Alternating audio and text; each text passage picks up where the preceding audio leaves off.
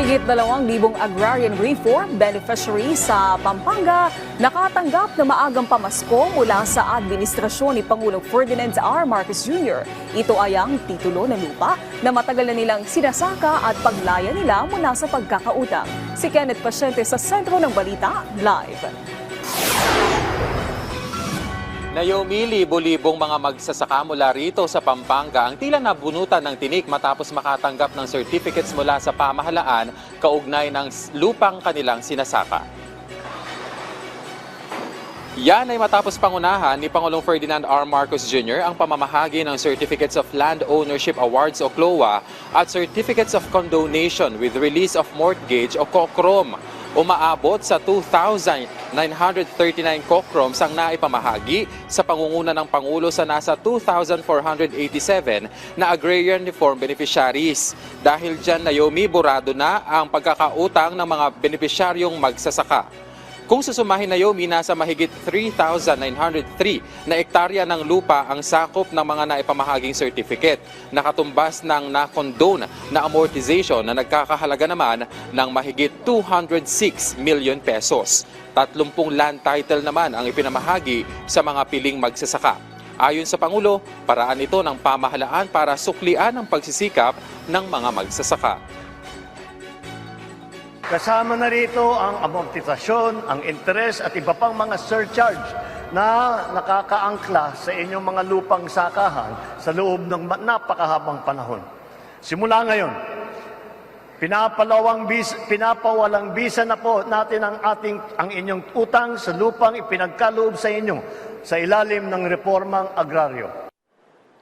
Hakbang din anya ito para maibsan ang problema ng mga magsasaka na isa sa mga pinaka-naapektuhan ng nagdaang mga bagyo. Isa rin anya ito sa mga pagsisikap ng pamahalaan para maitaas ang antas ng pamumuhay ng mga magsasaka na malaki ang papel sa pagtataguyod ng food security sa bansa. Isa pa ito sa talaga na ating mga layunin. Isang hakbang ito upang pagtibayin pa ang sektor ng agrikultura at matulungan na maiangat ang antas ng pamumuhay ng ating mga magsasaka. Tiniyak din ng punong ehekutibo na patuloy na magsisikap ang pamahalaan para mas mapalakas pa ang sektor ng agrikultura sa pamamagitan ng pakikipagtulungan sa pribadong sektor. Katunayan, Naomi, isa sa isinusulong na estratehiya ngayon ng pamahalaan ang pagpapalakas ng seed production para di na mag-angkat pa mula sa ibang bansa sa pamamagitan ng pagpaparami ng seedling nursery sa iba't ibang lugar. Nag-i-import pa tayo ng mga seedling, dapat kayang-kaya naman natin gawin dito sa Pilipinas.